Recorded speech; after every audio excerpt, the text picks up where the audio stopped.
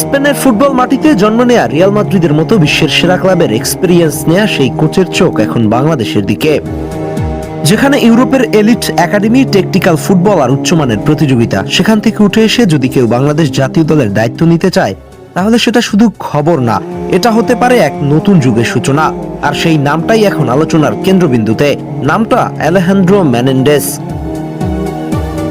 বাংলাদেশ জাতীয় ফুটবল দল যেখানে প্রতিভা কম বেশি থাকলেও দীর্ঘদিন ধরে দরকার ছিল সঠিক দিক নির্দেশনা, আধুনিক কোচিং আর আন্তর্জাতিক মানের টেকটিক্স, ঠিক সেই জায়গাতেই নতুন করে আলো জ্বালাতে সামনে আসছেন আলেহান্দ্রো মেনেন্ডেস।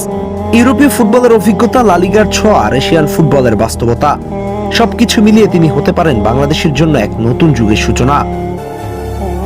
স্পেনের ফুটবল দর্শন মানেই পজিশনাল প্লে, বল কন্ট্রোল আর টেকটিক্যাল ডিসিপ্লিন। আর সেই দর্শনই গড়ে ওঠা এই কোচ তার কোচিং ক্যারিয়ার শুরু করেছিলেন সেল্টা ভিগোতে। এরপর কাজ করেছেন রিয়াল মাদ্রিদের ইউথ সেটআপে, যেখানে প্রতিভা তৈরি হয়, ভবিষ্যতে তারকা গড়ে ওঠে। এই অভিজ্ঞতা শুধু কোচিং নয়, বরং ফুটবলের গভীর বোঝাপড়া তৈরি করে, যা বাংলাদেশের মতো উদীয়মান দলের জন্য হতে পারে সোনার খনি। শুধু ইউরোপেই নয়, এশিয়ান ফুটবলেও তার পরিচিতি কম নয়। ভারতের ইস্ট বেঙ্গল এবং থাইল্যান্ডের বুরিরামের মতো ক্লাব সামলানোর অভিজ্ঞতা তাকে দিয়েছে ভিন্ন সংস্কৃতি, ভিন্ন স্টাইল আর চাপের মধ্যে কাজ করার দক্ষতা।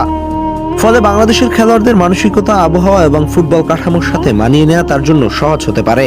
সবশেষে তিনি দায়িত্বে ছিলেন স্পেনের লা লিগা 2 এর দল রেসিং ডে ফেরোল এর হেড কোচ হিসেবে। ইউরোপের প্রতিযোগিতামূলক লিগে কাজ করার এই অভিজ্ঞতা তাকে আরো পরিপক্ক করেছে, যেখানে প্রতিটি ম্যাচই টেকটিক্যাল যুদ্ধ, প্রতিটি সিদ্ধান্তই গুরুত্বপূর্ণ। এমন কোচ যদি বাংলাদেশের ডাগ আউটে দাঁড়ান, তাহলে কেমন হয় বলুন তো? দলের খেলার ধরনে আসতে পারে আমূল পরিবর্তন। এখন প্রশ্ন, বাংলাদেশ কি প্রস্তুত এই পরিবর্তনের জন্য?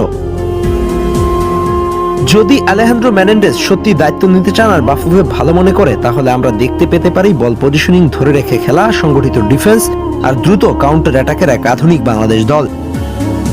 তরুণ খেলোয়াড়দের বিকাশ, ফিটনেস উন্নতি আর আন্তর্জাতিক ম্যাচে আত্মবিশ্বাস, সবকিছু মিলিয়ে শুরু হতে পারে এক নতুন অধ্যায়ের।